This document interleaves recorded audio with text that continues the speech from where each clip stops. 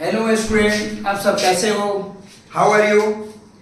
My name is Shravan Kumar Singh और हम लेकर आए हैं आपका अपना favourite YouTube channel 0 to JEE NEET level physics and chemistry. Actually में 0 to जेई लेवल का मतलब क्या होता है? मेरा सेशन ही ये स्टार्ट होता है उन सारे बच्चों के लिए जिनका बेसिक कॉन्सेप्ट क्लियर नहीं है और वो जेई और नीट का प्रिपरेशन करना चाह रहे हैं या कर रहे हैं, तो उनका इस चैनल से काफी सारा चीज क्लियर हो जाएगा, है ना। हम लोग एकदम जीरो से स्टार्ट करेंगे और धीरे धीरे एक एक टॉपिक को समझते हुए बड़े बड़े क्वेश्चन को हम लोग सॉल्व करेंगे। So I will start from 0 to JEE level. तो हम सबसे पहले आज का सेशन स्टार्ट करते हैं ऑर्गेनिक में रिएक्शन मैकेनिज्म से। जो ऑर्गेनिक में आपका जो कुछ इंपॉर्टेंट टर्म्स है उन सारे टर्म्स को हम चाहते हैं कि पहले डिस्कस कर लें। इंडक्टिव इफेक्ट क्या है, मेसोमेरिक इफेक्ट क्या है, कार्बोकेटाइन क्या है, कार्बाइनाइन क्या है, फ्री रेडिकल क्या है, देन SN1 SN2 और डे बाय डे ऐसी 3-4 क्लास में हम इस चैप्टर को कंप्लीट कर लेंगे। तो सबसे पहले आज हम स्टार्ट करने जा रहे हैं रिएक्शन मैकेनिज्म। हम जो स्टार्ट करने जा रहे हैं वो हमारा जो टॉपिक होगा वो होगा रिएक्शन मैकेनिज्म।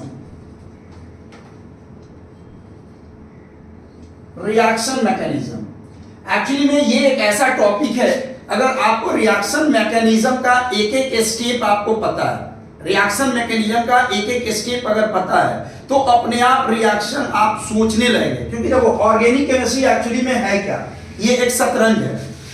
आपको एक स्टेप लिखने से पहले 4 स्टेप आपको सोचना होगा कि अगला हमारा 2 स्टेप में प्रोडक्ट क्या बनने वाला है।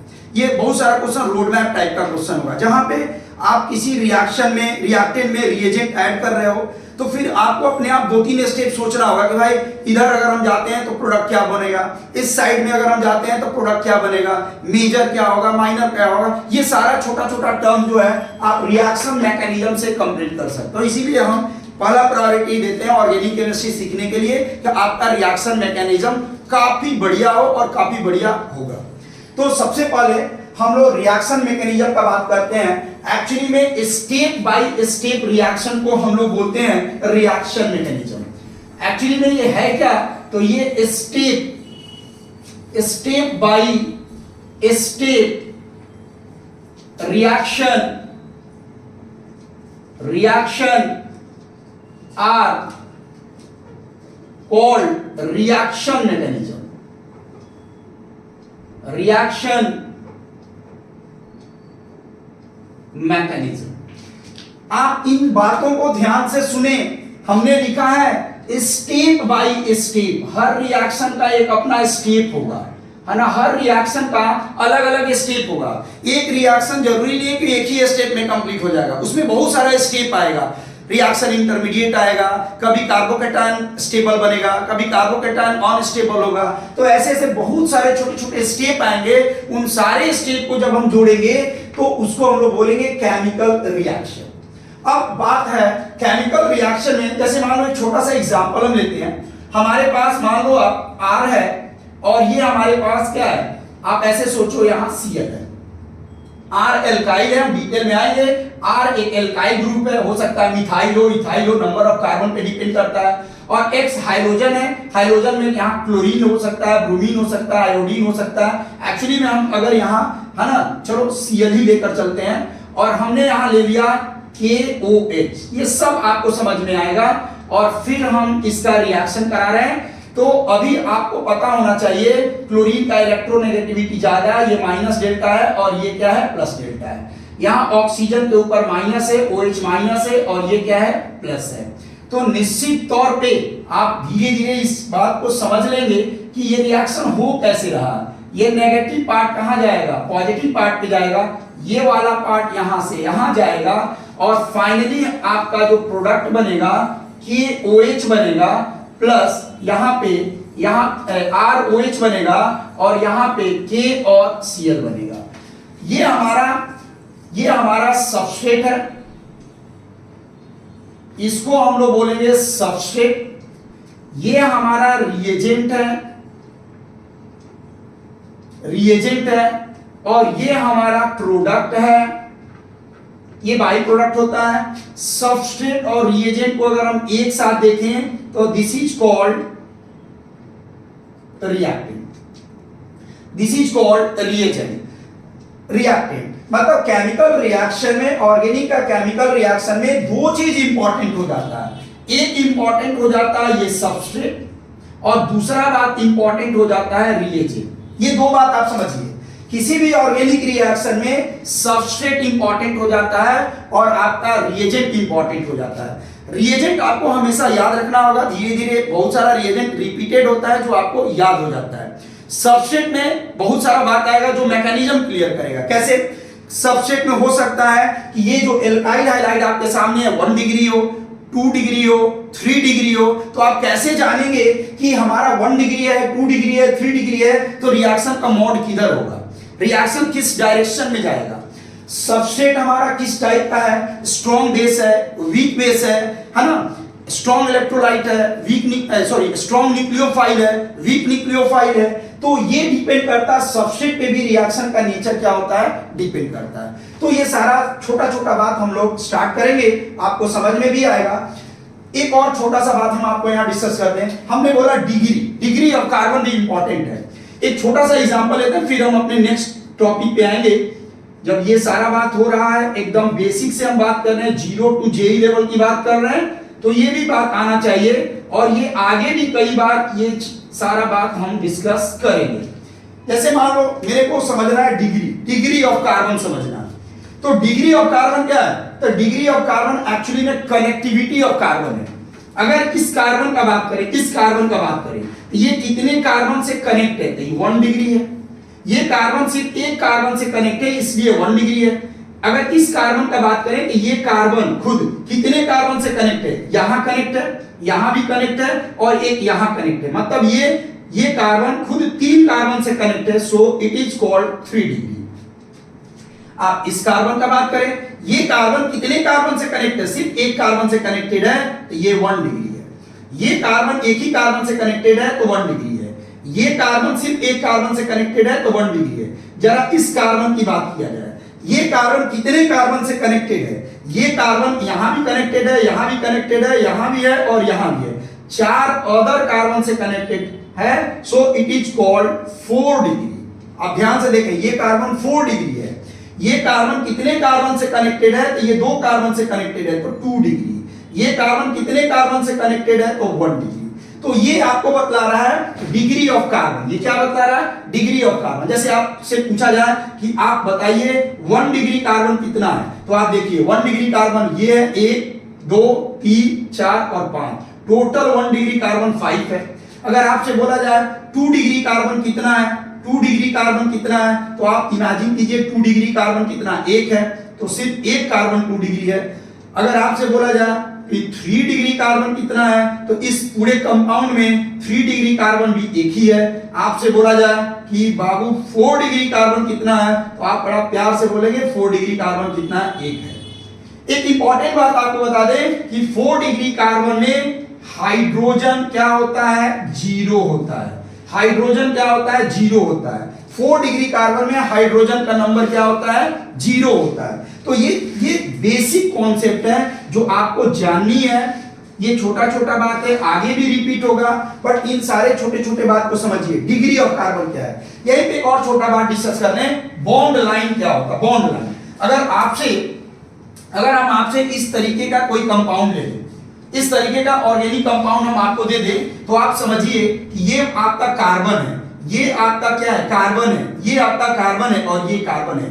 ये जो ज्वाइंट है, ये ज्वाइंट रिप्रेजेंट कर रहा है कार्बन। ये आपसे कोई बोल दे कि बताओ भाई ये कितना डिग्री कार्बन है, तो ये 1 डिग्री कार्बन है। ये कार्बन कितना डिग्री है, तो ये 2 डिग्री कार्बन है। ये कार्बन कितना डिग्री है, तो 3 डिग्री कार्बन है। और ये कितना डिग्री है, तो 1 डिग्री कार्बन है। देखिए ये सारी बातें हम इसलिए बता रहे हैं कि आपको ऐसा लगता होगा कि मेरे को आता है, ये बहुत बेसिक बात है, बट हमको पता है कि हम जब ये चैप्टर में आगे बढ़ेंगे और जब हम डिग्री का बात करेंगे, तो बहुत सारे ऐसे बच्चे हैं जिनको डिग्री पता ही नहीं है कि 1 डिग्री कार्बन क्या होता है, 2 डिग्री कार्बन क्या होता है, 3 डिग्री कार्बन क्या होता है। तो ये आपको पता होनी चाहिए। आज से पता होनी चाहिए कि डिग्री ऑफ कार्बन क्या है, क्योंकि ऑर्गेनिक का मैक्सिमम रिएक्शन जो है वो डिग्री से हम लोग कंट्रोल करेंगे, डिग्री से हम लोग उसकी स्टेबिलिटी को फाइंड आउट करेंगे, डिग्री ऑफ कार्बन से हम लोग उसका इंटरमीडिएट की स्टेबिलिटी देखेंगे। सो ये छोटी छोटी बातें हैं, इनको आप जरूर समझिए, ठीक है। तो this is called degree of carbon. अब हम आते हैं अपने नेक्स्ट पार्ट पे। एक्चुअली में मेरा जो मेन मोटो है रिएक्शन मैकेनिज्म है। रिएक्शन मैकेनिज्म में ये भी छोटा छोटा बात सामने आ सकता है, लेकिन अब हम समझते हैं अपने एक्चुअल रिएक्शन के बारे में कि हमारा रिएक्शन क्या होता है, रिएक्शन में इंटरमीडिएट क्या क्या होता है, रिएक्शन में हमारा जो इंपॉर्टेंट कुछ टर्म्स हैं उन सारे टर्म्स को हम लोग किस तरीके से स्टडी करेंगे। तो ये सारी बातें को हम लोग एक एक करके देखेंगे। खैर, अब आते हैं रिएक्शन मैकेनिज्म पे। ये रिएक्शन मैकेनिज्म में कुछ इंपॉर्टेंट टर्म्स है और उन सारे रिएक्शन के इंपॉर्टेंट टर्म्स को हमको डिस्कस करना एक एक करके। तो टॉपिक डालते हैं some important terms, some important terms in reaction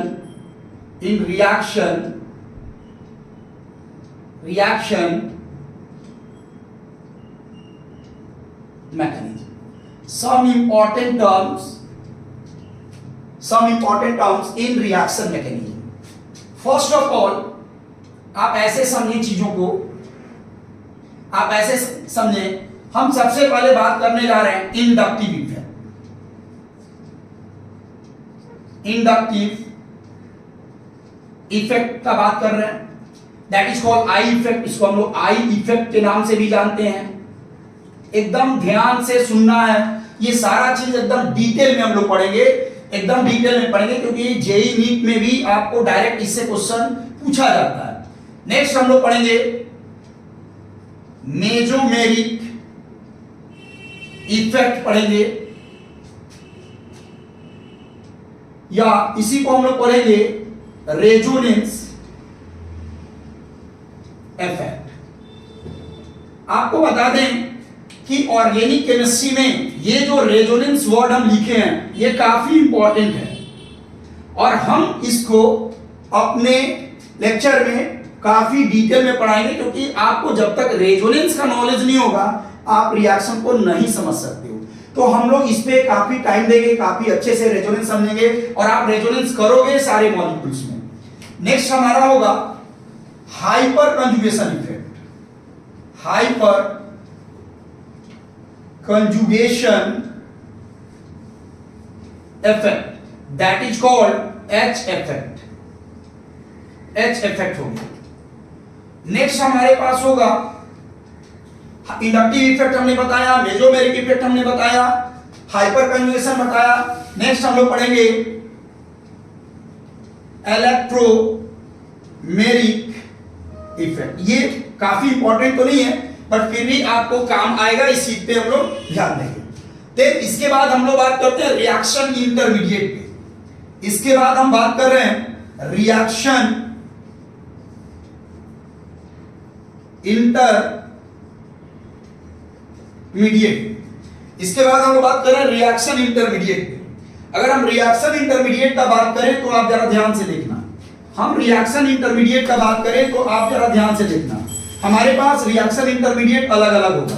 जैसे हमारे पास रिएक्शन इंटरमीडिएट में सबसे पहला जो रिएक्शन इंटरमीडिएट होगा, हमारे पास जो पहला रिएक्शन इंटरमीडिएट होगा, रिएक्शन इंटरमीडिएट होता क्या आपको पता चलेगा, रिएक्शन के बीच में जो बनने वाला मॉलिक्यूल्स होगा that is called reaction intermediate.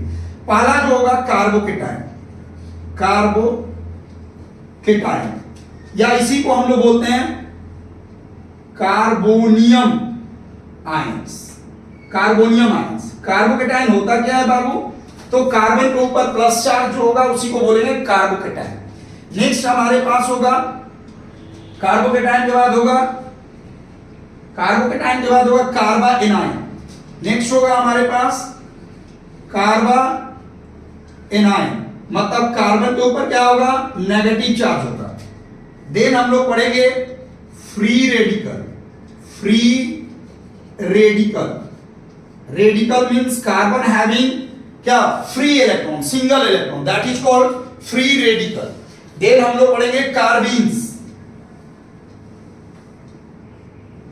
कार्बीन्स पढ़ेंगे। कार्बीन्स क्या होता है जी, तो कार्बीन्स में ये होगा CH2 और इसके पास 2 इलेक्ट्रॉन होगा, दिस इज कॉल्ड कार्बीन्स, है ना। ये भी बात हम लोग अच्छे से देखेंगे कार्बीन क्या होता है। उसके बाद हमारा होगा नाइट्रीन, हमारा क्या होगा, नाइट्रीन्स, ये हमारा हो जाएगा नाइट्रीन्स। नाइट्रीन्स में हम लोग देखेंगे नाइट्रोजन है लोन पेयर के साथ, इस तरीके से देखेंगे। इसके बाद हमारे पास दो और इंपॉर्टेंट टर्म्स होगा, दो और इंपॉर्टेंट टर्म्स होगा जिसको हम लोग बोलेंगे, जिसको हम लोग बोलेंगे रिएजेंट, रिएजेंट। रिएजेंट हमारे पास दो तरह का होगा, एक होगा इलेक्ट्रोफिलिक रिएजेंट, इलेक्ट्रोफिलिक रिएजेंट बोलेंगे, और दूसरा हम लोग बोलेंगे न्यूक्लियोफिलिक रिएजेंट बोलेंगे, that is called nucleophile and that is called electrophile, that is called nucleophile and that is called electrophile. तो ये हमारे पास रिएजेंट होता है। ये सारी बातें हमारे पास इंपॉर्टेंट हैं, इन पे हमको फोकस करना है। तो आप जरा ध्यान से देखो, ये सारा टर्म्स हमको 3-4 जो भी लेक्चर लगे, हम कोशिश कर रहे हैं कि कम लेक्चर में ये सारा टॉपिक हमारा कवर हो जाए, और हम गारंटी के साथ आपको ये बात बताना चाह रहे हैं कि अगर आपको ये कॉन्सेप्ट क्लियर हो जाए, अगर इन सारे टॉपिक से आप क्वेश्चन बनाने लायक अगर आप बन जाते हैं, तो मेरा मानना है कि आपका ऑर्गेनिक काफी बेहतर होगा। आप ऑर्गेनिक में रिएक्शन को अपने आप समझ सकते हैं, रिएक्शन को एक एक करके अपने स्टेप को आगे बढ़ सकते हैं। ये सारा काफी इंपॉर्टेंट टर्म्स है। हम एक एक करके स्टार्ट करेंगे। इंडक्टिव इफेक्ट पहले स्टार्ट करेंगे, what is the inductive effect, इसमें बहुत सारा क्वेश्चन हम लोग बनाएंगे। फिर मेसोमेरिक इफेक्ट पढ़ेंगे, और हम बताते हैं इसमें सबसे इंपॉर्टेंट है रेजोनेंस इफेक्ट। हम आपका एक क्लास रेजोनेंस में रखेंगे, क्योंकि रेजोनेंस अगर आपको समझ में आ गया तो आगे जो हम एल्काइल हैलाइड पढ़ेंगे, एल्डिहाइड पढ़ेंगे, कीटोन पढ़ेंगे, एल्कोहल पढ़ेंगे, जो भी चैप्टर पढ़ेंगे ऑर्गेनिक में, वो एकदम आसान हो जाएगा। रिएक्शन आपको समझ में आएगा, आप किसी भी रिएक्शन का मैकेनिज्म आसानी से समझ सकते हैं। तो हम स्टार्ट करने जा रहे हैं इंडक्टिव इफेक्ट।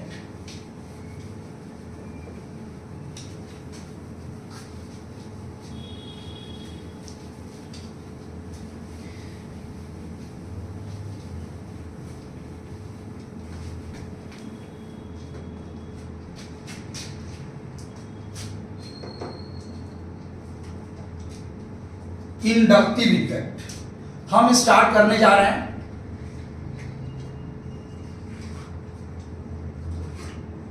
इंडक्टिव इफेक्ट हम स्टार्ट करने जा रहे हैं। इंडक्टिव इफेक्ट हम लोग स्टार्ट करने जा रहे हैं। इंडक्टिव इफेक्ट क्या होता है? इंडक्टिव इफेक्ट एक्चुअली में होता क्या है समझिए। इंडक्टिव इफेक्ट का मतलब क्या होता है? इंडक्टिव इफेक्ट में टू अट्रैक्ट इलेक्ट्रॉन और to repel electron in a covalent bond. Covalent bond आप ऐसे लिख सकते हैं, टू अट्रैक्ट इलेक्ट्रॉन और to repel electron in a covalent bond, in a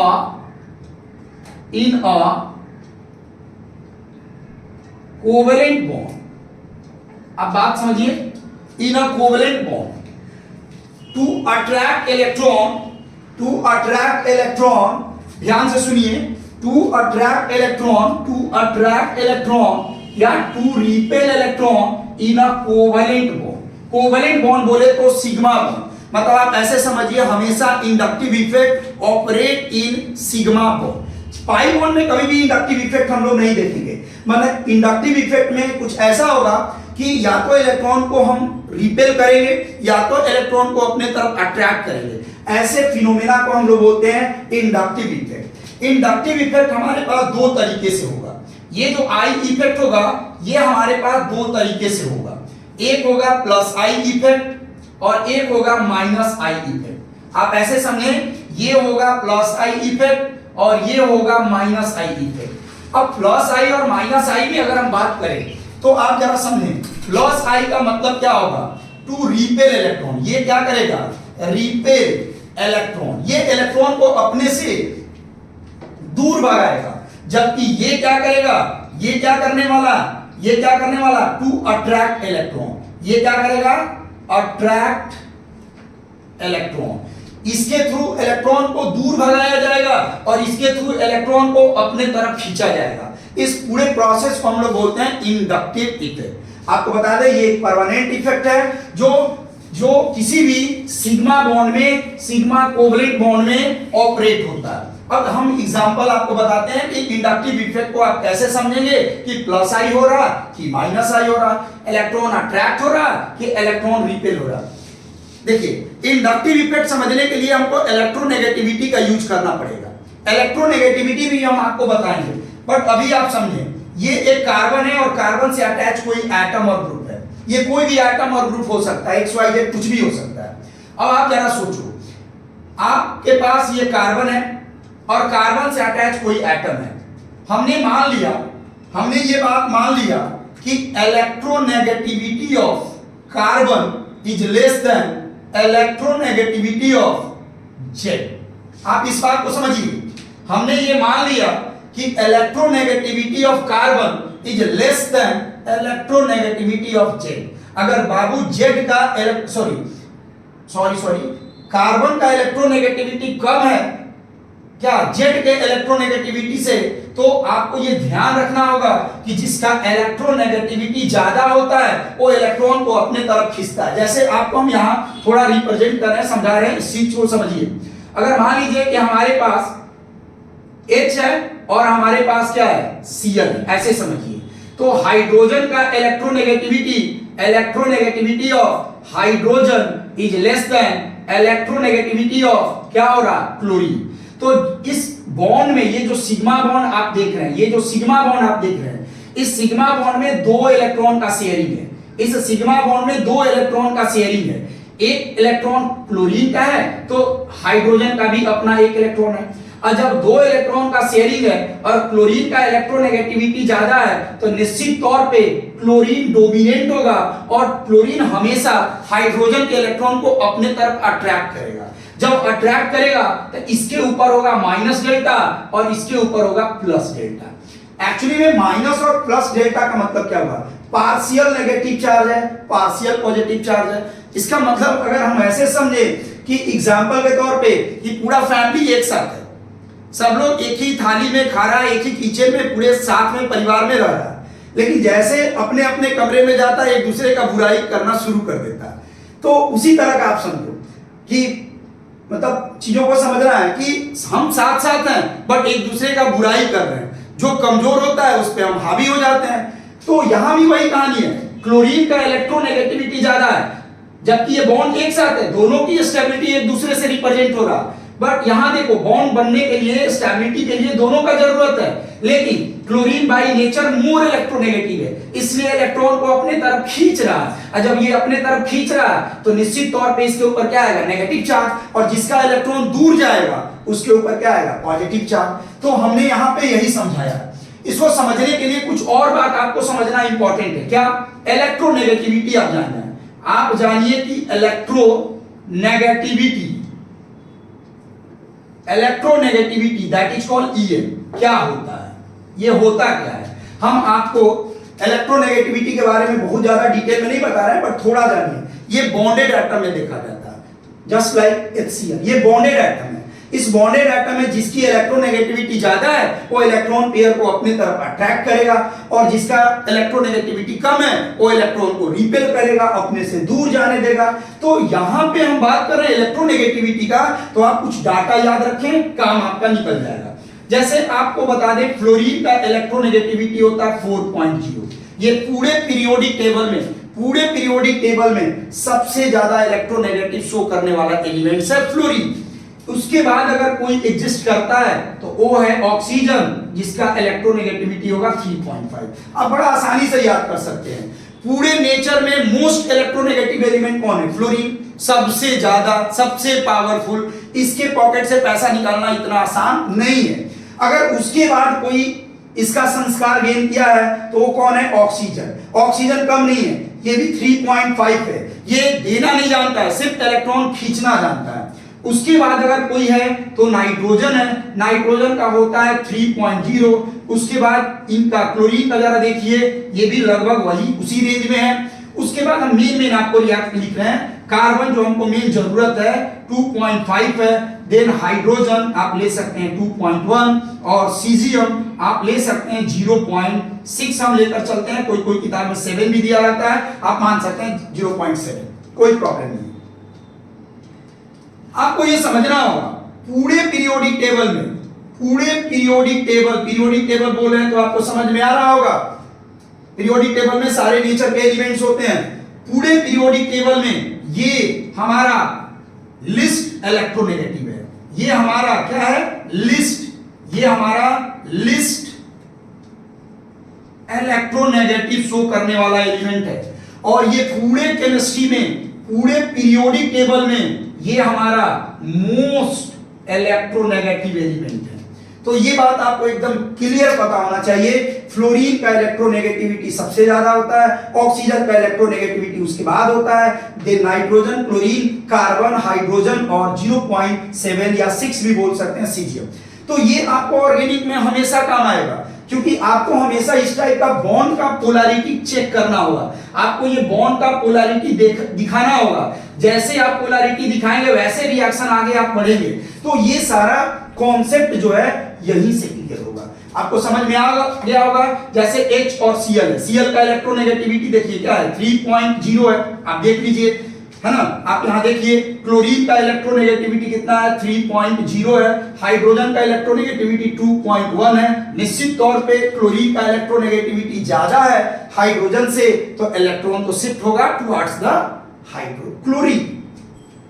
ठीक है, तो ये एक छोटा सा कॉन्सेप्ट है, इसको आप जरूर समझें, फिर आगे ऐसे छोटा छोटा बात हम डिस्कस करेंगे। अब यहां पे आते हैं, हमें पता है कि Z का इलेक्ट्रोनेगेटिविटी ज्यादा है कार्बन से। जब Z का इलेक्ट्रोनेगेटिविटी ज्यादा है कार्बन से, तो निश्चित तौर पे Z, यहां पे इलेक्ट्रॉन का शेयरिंग देखिए, ये कार्बन है और ये Z है। Z का इलेक्ट्रोनेगेटिविटी ज्यादा है, तो निश्चित तौर पे Z इलेक्ट्रॉन को, कार्बन के इलेक्ट्रॉन को, बात को समझिए, Z अपने इलेक्ट्रॉन को अपने तरफ नहीं खींचेगा, Z कार्बन के इलेक्ट्रॉन को अपने तरफ खींचेगा। इसलिए ये मोर इलेक्ट्रोनेगेटिव होगा, पार्शियल नेगेटिव चार्ज है, और ये है पार्शियल पॉजिटिव चार्ज है। मतलब जरा देखिए कितना इंटरेस्टिंग बात है। ये Z इसके साथ रहना भी चाहता है अपने स्टेबिलिटी के लिए, मान लीजिए ऑक्टेट ही पूरा कर रहा होगा। ये Z इसके साथ रहना भी चाहता है अपने स्टेबिलिटी के लिए। और दूसरा इंटरेस्टिंग बात है कि Z इसको हमेशा क्या धोखा देने की स्थिति में है, हमेशा इस कार्बन के इलेक्ट्रॉन को अपने तरफ खींचने की स्थिति में है, लेकर भागने की स्थिति में है। ऐसे इफेक्ट को ही हम लोग बोलते हैं क्या? Inductive effect. मतलब यहां पे Z क्या कर रहा है? ये Z क्या कर रहा है? इलेक्ट्रॉन को अट्रैक्ट कर रहा है। जरा सोचिए, ये Z यहां क्या कर रहा है? ये Z इलेक्ट्रॉन को अट्रैक्ट कर रहा है, ये अट्रैक्ट कर रहा है, इसलिए ये शो करेगा -I और ये शो करेगा क्या? +I। यही हमारा बेसिक कॉन्सेप्ट था। ये Z जो है मोर इलेक्ट्रोनेगेटिव होने की वजह से इलेक्ट्रॉन को अट्रैक्ट कर रहा है, इसके वजह से इसके ऊपर -I आएगा और इसके ऊपर क्या आएगा? +I आएगा। अगर इमेजिनेशन करो, सेकंड एग्जांपल, अगर हमारे पास यही कॉन्सेप्ट इस तरीके से, जरा सोचो, ध्यान से सोचो, और हम बोल दें कि इस बार electronegativity of carbon is greater than electronegativity of क्या? Z।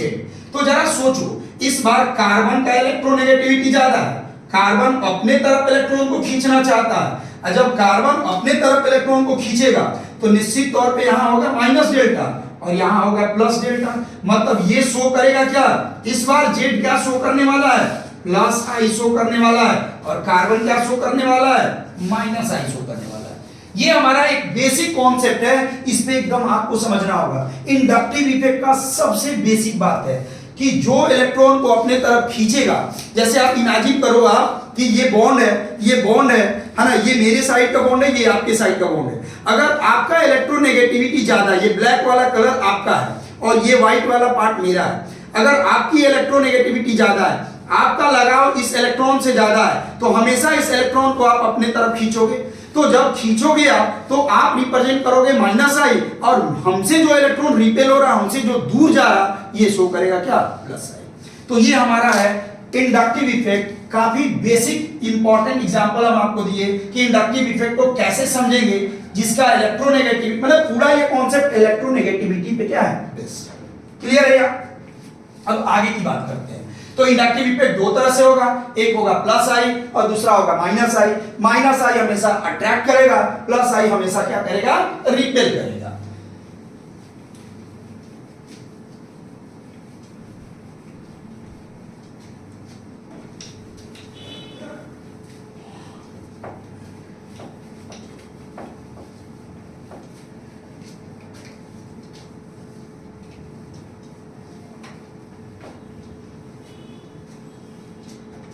अब नेक्स्ट पॉइंट पे आते हैं, inductive effect.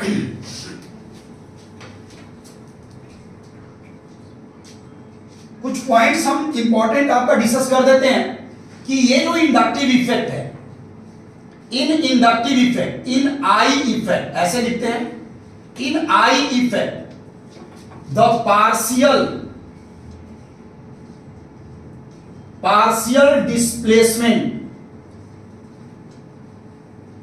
Partial displacement of sigma electron. ये एक इंपॉर्टेंट बात है। आप इंडक्टिव इफेक्ट में क्या देखेंगे कि पार्शियल डिस्प्लेसमेंट होता है। क्या होता है जी? Partial displacement of sigma electron होता है। सिग्मा इलेक्ट्रॉन का पार्शियल डिस्प्लेसमेंट होता है। दूसरा बात, इंडक्टिव इफेक्ट, हम दूसरा बात लिखते हैं कि inductive effect for hydrogen, I effect for hydrogen atom is considered as zero. ये भी एक इंपॉर्टेंट बात आ गया, इस बात पे भी आपको ध्यान देना है कि ये जो हाइड्रोजन एटम है, इस हाइड्रोजन एटम का इंडक्टिव इफेक्ट क्या होने जा रहा है, हमने क्या मान लिया है, जीरो। हाइड्रोजन का इंडक्टिव इफेक्ट हमने क्या मान लिया है, जीरो मान लिया है। कैसे हम जीरो मान रहे हैं, इस बात को समझिए। तो देखिए, अगर हमारे पास मान लीजिए ये है हमारे पास CH3, ये हमारे पास CH3 है और ये हमारे पास हाइड्रोजन है, तो हम हाइड्रोजन का इंडक्टिव इफेक्ट, यहां पे हाइड्रोजन का इंडक्टिव इफेक्ट हम क्या ले रहे हैं, जीरो ले रहे हैं, जबकि हाइड्रोजन का भी एक इलेक्ट्रॉन का शेयरिंग है। एक्चुअली में होता क्या है, होता ऐसा है कि अगर हम कार्बन और हाइड्रोजन का इलेक्ट्रोनेगेटिविटी का बात करें, है ना, बस हम ऐसे ही आपको एग्जांपल दे रहे हैं समझने के लिए। हाइड्रोजन और कार्बन का हम इलेक्ट्रोनेगेटिविटी का डिफरेंस देखना चाहते हैं, तो आपको अभी जस्ट हम लिखवाए हैं, हाइड्रोजन का इलेक्ट्रोनेगेटिविटी होता है 2.1 और कार्बन का इलेक्ट्रोनेगेटिविटी होता है 2.5। अगर आप यहां देखते हैं कि डिफरेंस इन इलेक्ट्रोनेगेटिविटी क्या है, यहां पे अगर आप जानना चाहते हैं कि डिफरेंस इन इलेक्ट्रोनेगेटिविटी क्या है, तो 2.5 माइनस 2.1 ये कितना हो जाएगा, 0.4। और हम केमिकल बॉन्डिंग में ये बात बताया है कि कार्बन, अगर किसी एटम का इलेक्ट्रोनेगेटिविटी 0.4 और उससे कम हो जाए, तो ये पोलर होने के बावजूद भी ये मॉलिक्यूल कैसा हो जाएगा, नॉन पोलर हो जाएगा, नॉन पोलर हो जाएगा, क्योंकि इलेक्ट्रोनेगेटिविटी का डिफरेंस का जो डाटा है वो 0.4 और उससे जब कम होता है, तो हम लोग कंसीडर कर लेते हैं कि molecule overall behave as a non polar. इसीलिए एल्केन जो होता है हमारा नॉन पोलर की तरह बिहेव करता है। तो खैर हम इस टॉपिक को साइड करते हैं, आपको बस ये बात जानना है, हाइड्रोजन का इंडक्टिव इफेक्ट हम लोग क्या करते हैं, जीरो मानते हैं, क्योंकि इसके वजह से किसी भी तरह का फोर्स ऑफ अट्रैक्शन नहीं हो पाता है। जब ये इलेक्ट्रॉन को ना अट्रैक्ट कर पाएगा, तो ना प्लस आई शो करेगा ना माइनस आई शो करेगा। नेक्स्ट हमारे पास है जो तीसरा बात है हमारा, जो इंपॉर्टेंट बात है कि inductive effect, I effect only operate in sigma bond, only operate in sigma bond, only operate in sigma bond, not in pi bond, not in pi bond. अब ये जरा ध्यान से देखिए, हमने क्या बोला, हमने ये बात बताया, यहां हाइड्रोजन का इंडक्टिव इफेक्ट हम 0 ले लिए, अब ध्यान रखिएगा। हमने क्या बोला कि I effect operate in only sigma bond, ये पाई बॉन्ड में ऑपरेट नहीं होगा, सिर्फ सिग्मा बॉन्ड में हम लोग देखेंगे, पाई बॉन्ड में इंडक्टिव इफेक्ट हम कभी नहीं देखेंगे। इस बात पे आप एकदम ध्यान दें, इंडक्टिव इफेक्ट कभी भी हम लोग है ना पाई बॉन्ड में नहीं देखेंगे, जब भी देखेंगे कहां देखेंगे, सिग्मा बॉन्ड में देखेंगे। और हम एक एक एग्जांपल आपको दिखा रहे हैं, जरा ध्यान से देखिएगा। अगर हमारे पास CH3 और Cl है, जरा सोचिए, अगर हमारे पास CH3 और Cl है तो Cl का इलेक्ट्रोनेगेटिविटी आपको पता है कितना होता है, 3.0, और कार्बन का इलेक्ट्रोनेगेटिविटी कितना होता है, 2.5। तो यहां पे जरा देखिए, यहां पे जरा आप देखिए, कार्बन से क्लोरीन का इलेक्ट्रोनेगेटिविटी ज्यादा है, जब ये ज्यादा है तो इलेक्ट्रॉन को अट्रैक्ट कर रहा है, जब अट्रैक्ट कर रहा है तो इसके ऊपर माइनस डेल्टा आ रहा, इसके ऊपर प्लस डेल्टा आ रहा, तो जब ये अपने तरफ अट्रैक्ट कर रहा, इसलिए ये क्या शो करेगा, माइनस आई, और ये क्या शो करेगा, प्लस आई।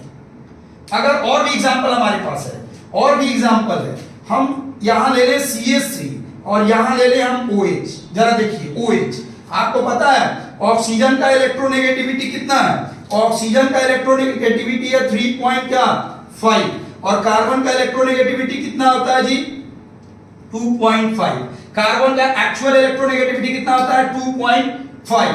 निश्चित तौर पे आप ये समझिए आप कि हाइड्रोजन ऑक्सीजन का इलेक्ट्रोनेगेटिविटी ज्यादा है, जब ये खींचेगा तो इसके वजह से यहाँ क्या होगा, माइनस आई, और इसके ऊपर क्या आएगा, प्लस आई। मतलब ये मिथाइल आपको क्या शो कर रहा है, पॉजिटिव इंडक्टिव इफेक्ट, और ऑक्सीजन OH क्या रिप्रेजेंट कर रहा है, नेगेटिव इंडक्टिव इफेक्ट। तो इस तरीके से हम लोग एक एक बात को समझ सकते हैं। और भी हमारे पास एग्जांपल हो सकता है, जैसे आप ऐसा एग्जांपल ले लो, आप ये एग्जांपल ले लो, CH3 और ये CH और ये क्या है, CH2। देखो अब आपको सारा बात समझ में आएगा, CH3 CH और ये है CH2।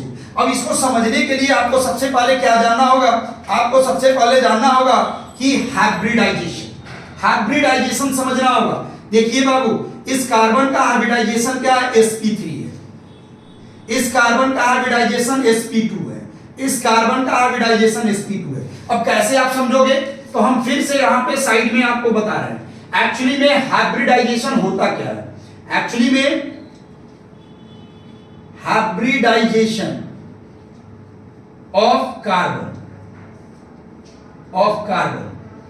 हम कार्बन में हाइब्रिडाइजेशन का बात कर रहे हैं, हम सबका हाइब्रिडाइजेशन नहीं निकाल रहे हैं, हमको ऑर्गेनिक में कार्बन का हाइब्रिडाइजेशन निकालना है, क्योंकि हर जगह हाइब्रिडाइजेशन कार्बन का आपको यूज करना होगा। तो फिर एक नया बेसिक चीज हम आपको बता रहे हैं जो केमिकल बॉन्डिंग से पढ़ना है, फिर हम यहाँ पे डिस्कस कर रहे हैं। एक्चुअली में आप चीजों को समझिए, कार्बन कार्बन सिंगल अगर बॉन्ड हुआ, चीजों को समझिए, कार्बन कार्बन सिंगल बॉन्ड अगर हुआ, ये देखिए कार्बन कार्बन सिंगल बॉन्ड हुआ तो कार्बन का हाइब्रिडाइजेशन क्या होगा, sp3। इस चीजों को समझिए, हम अच्छे से हम बता रहे हैं। कार्बन कार्बन अगर डबल बॉन्ड हुआ, कार्बन कार्बन डबल बॉन्ड हुआ तो कार्बन का हाइब्रिडाइजेशन यहां हो जाएगा sp2 हो जाएगा। कार्बन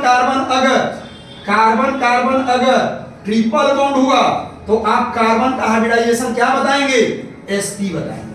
ये जरा देखिए, ये काफी इंपॉर्टेंट बात हम बता रहे हैं। अगर कार्बन कार्बन सिंगल बॉन्ड है तो sp3 होगा, कार्बन कार्बन डबल बॉन्ड है sp2 होगा, कार्बन कार्बन ट्रिपल बॉन्ड है तो आपको हाइब्रिडाइजेशन sp मान के चलना होगा।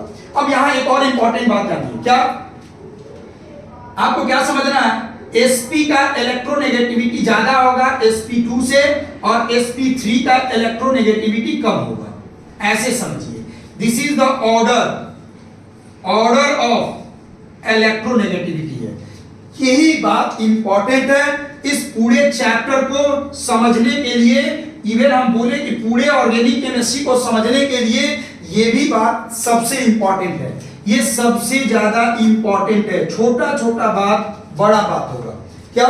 Carbon carbon single bond sp3, carbon carbon double bond sp2, carbon carbon triple bond sp का इलेक्ट्रोनेगेटिविटी ज्यादा है, sp2 का कम है, sp3 का इलेक्ट्रोनेगेटिविटी और कम है। हम कैसे पता करें कि इलेक्ट्रोनेगेटिविटी किसका ज्यादा है और किसका कम है? तो इलेक्ट्रोनेगेटिविटी पता करने के लिए आपको जानना होगा, ये बात आपको फिर से हम अलग बता रहे हैं, इस चीज को समझिए। अगर हम sp का बात करें तो sp में s का परसेंटेज जो होगा, s ऑर्बिटल का परसेंटेज जो होगा, परसेंटेज ऑफ s ऑर्बिटल क्या होगा 50% और p का परसेंटेज होगा 50% होगा। अगर हम यहाँ पे sp2 का बात करें तो sp2 में s का परसेंटेज कितना होगा? s का परसेंटेज होगा 33 पॉइंट समथिंग और हम अप्रॉक्स ले रहे हैं, और p का होगा 66 पॉइंट समथिंग। जबकि बाबू हम sp3 का ले लें तो आप देखिए s का परसेंटेज होगा 25% और p का परसेंटेज होगा क्या? p का परसेंटेज क्या होगा 75%। यहां से चीज एकदम स्पष्ट होने जा रहा है। क्या क्या होने जा रहा है यहां से स्पष्ट?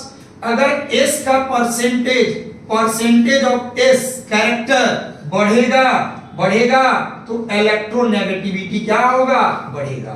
और परसेंट ऑफ p कैरेक्टर बढ़ेगा तो निश्चित तौर पे इलेक्ट्रोनेगेटिविटी क्या होगा? घट जाएगा। ये दोनों बात आप जरूर समझें, दोनों में से जो आपको समझ में आए उसी को अप्लाई करें, आपका कॉन्सेप्ट एकदम क्लियर रहेगा।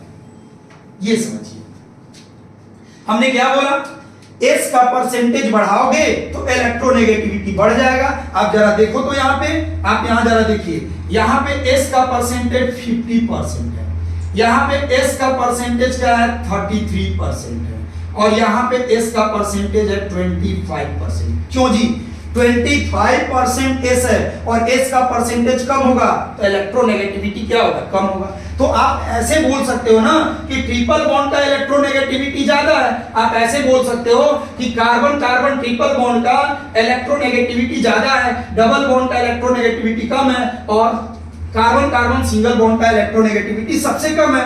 तो हम ये भी बात बोल सकते हैं कि सिंगल बॉन्ड से ज्यादा इलेक्ट्रोनेगेटिव होगा डबल बॉन्ड, डबल बॉन्ड से ज्यादा इलेक्ट्रोनेगेटिव हो जाएगा कार्बन कार्बन क्या ट्रिपल बॉन्ड। आप ऐसे भी तो बोल सकते हो इलेक्ट्रोनेगेटिविटी ऑर्डर, ऐसे भी तो आप समझ सकते हो कि सिंगल बॉन्ड में यहां पे हाइब्रिडाइजेशन क्या था? sp3 था, डबल बॉन्ड में sp2 था, और ट्रिपल बॉन्ड में क्या हो गया? sp हो गया।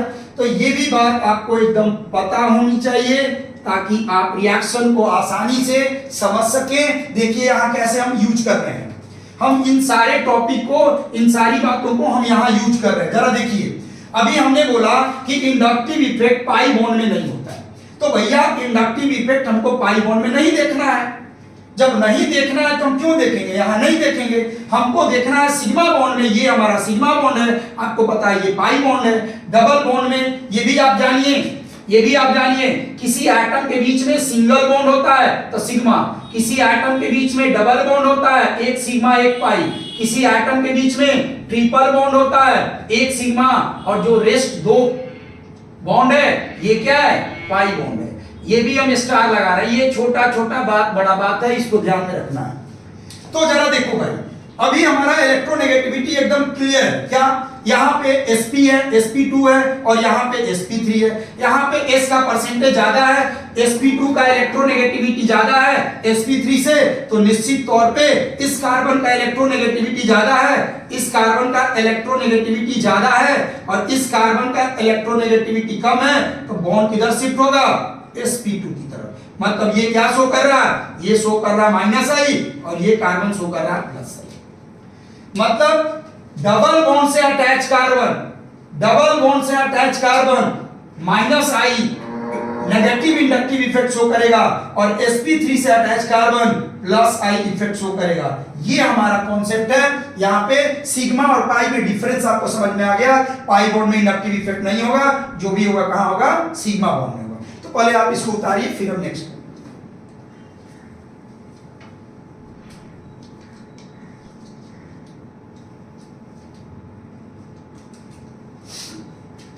ठीक है।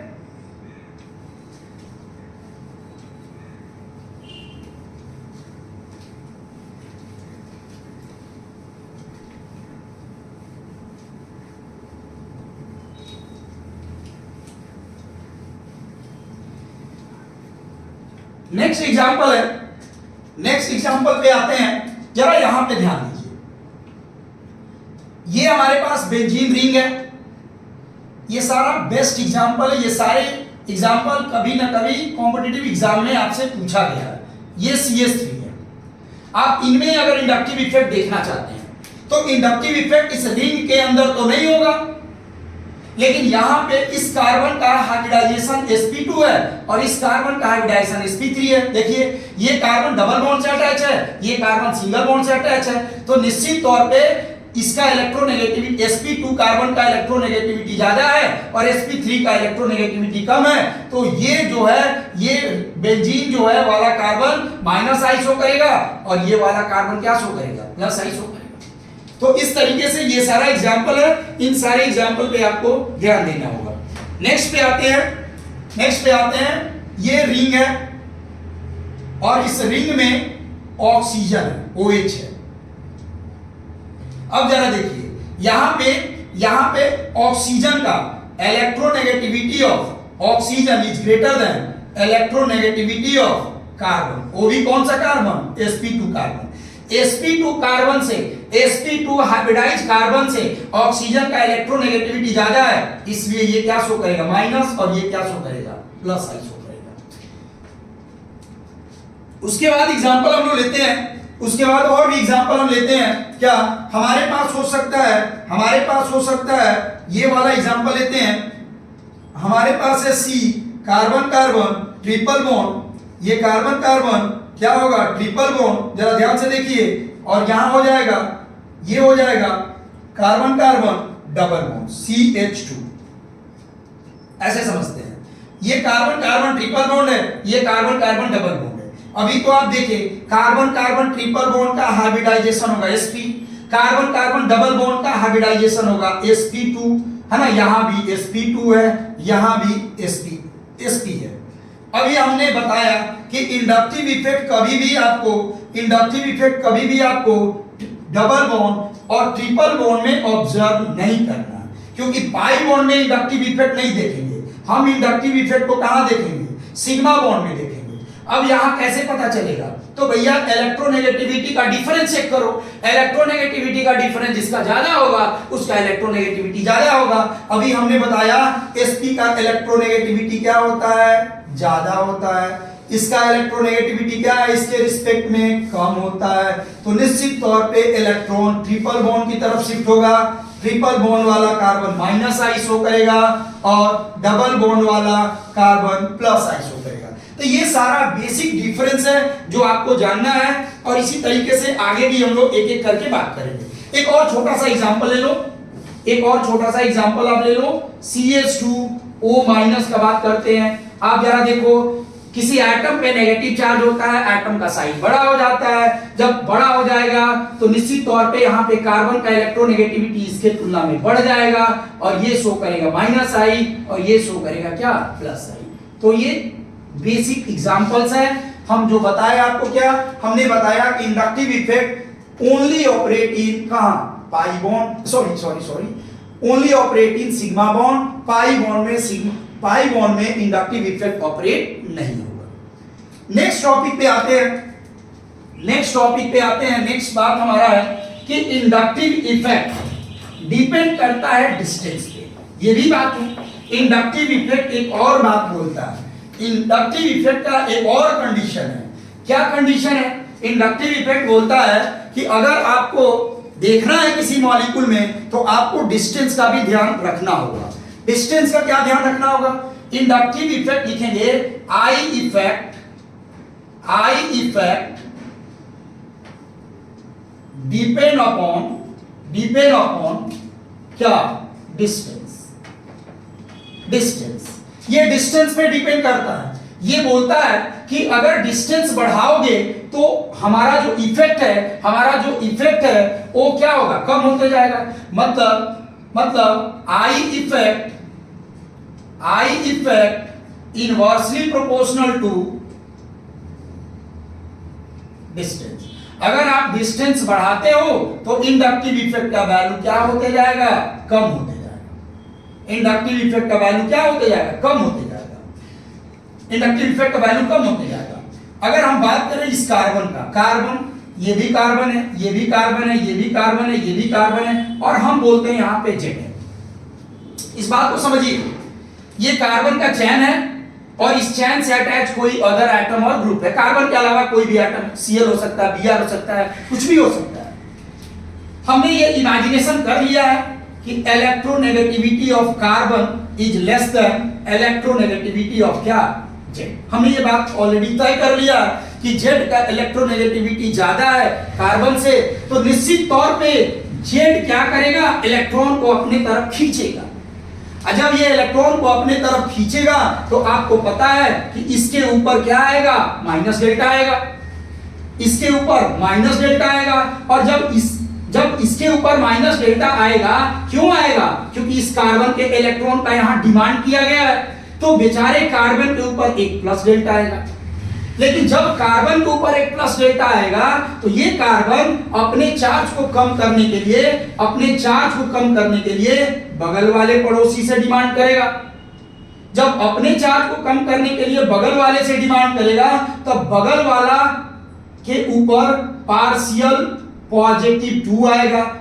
उसके बाद ये अपना चार्ज खत्म करने के लिए बगल वाले से मांगेगा, इस तरह से +3 डेल्टा होगा। और फाइनली यहां पे हमको 0 डेल्टा मिलेगा, यहां 0 डेल्टा होगा। मतलब हम ये बोल सकते हैं कि जैसे जैसे यहां से इस जेड से जैसे जैसे दूर जा रहे हैं, इंडक्टिव इफेक्ट का वैल्यू क्या होते जा रहा, कम होते जा रहा। मतलब हम एक लाइन यहां लिख सकते हैं कि आफ्टर 3 और 4 कार्बन, आफ्टर 3 और 4 carbon, I effect is considered as 0. I effect is considered as 0. हम 3 और 3 से ज्यादा, 3 और 3 के बाद अगर हम बढ़ते जाएं तो I effect का वैल्यू 0 हो जाएगा। हम इसको ऐसे समझ सकते हैं, जैसे एक एग्जांपल देते हैं, इस चीज को समझिए। अगर आप ऐसे समझिए कि आपके रिलेटिव में, माने ऐसे समझिए आपके मामा के मामा के मामा के घर में कोई बच्चा डॉक्टर बन जाता है, कोई बच्चा जेई क्वालिफाई कर जाता है, तो उसका इफेक्ट आपके फैमिली में आपके ऊपर कितना पड़ेगा। आप ऐसे समझिए, फिर से हम बोलते हैं, आपके मामा के मामा के मामा के फैमिली में अगर कोई बच्चा जेई क्वालिफाई कर जाए या नीट क्वालिफाई कर जाए, तो उसका इफेक्ट आपके फैमिली में क्या पड़ेगा, बहुत कम पड़ेगा। लेकिन अगर आपके मामा के घर में कोई बच्चा जेई क्वालिफाई कर जाए, नीट क्वालिफाई कर जाए, यूपीएससी एग्जाम क्वालिफाई कर जाए, तो आपके ऊपर आपके फैमिली में क्या इफेक्ट पड़ेगा, ये आप समझ सकते हो। मेरे कहने का मतलब ये है कि इंडक्टिव इफेक्ट डिपेंड करता है डिस्टेंस पे। अगर आपके रिश्तेदार में काफी दूर अगर कोई इंसिडेंट होता है तो उसका इफेक्ट आपके लेवल पे कम पड़ता है। हमने बोला अगर जेड का इलेक्ट्रोनेगेटिविटी ज्यादा है, जेड ज्यादा इस कार्बन को परेशान कर रहा है, तो ज्यादा परेशानी किसको झेलना है, इस कार्बन को झेलना है। ये धमकी किसको झेलना है, कार्बन को झेलना है। इसका इफेक्ट, इस कार्बन का इफेक्ट यहां यहां यहां कम होते जाएगा। जैसे जैसे दूर जाएंगे ये इफेक्ट क्या होता है, कम हो जाता है।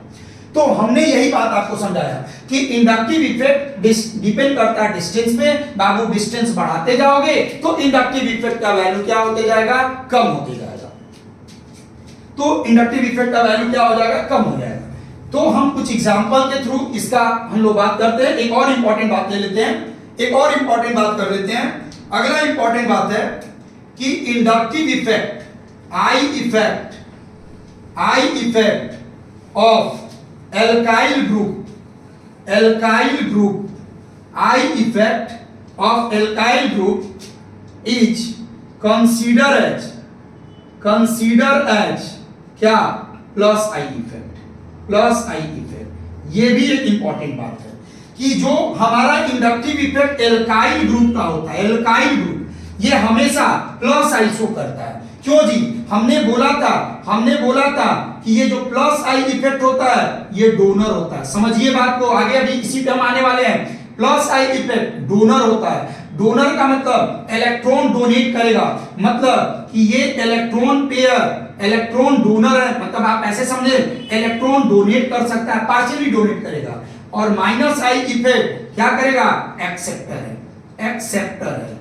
ये इलेक्ट्रॉन डोनेट करेगा, ये इलेक्ट्रॉन को अपने तरफ खींचेगा।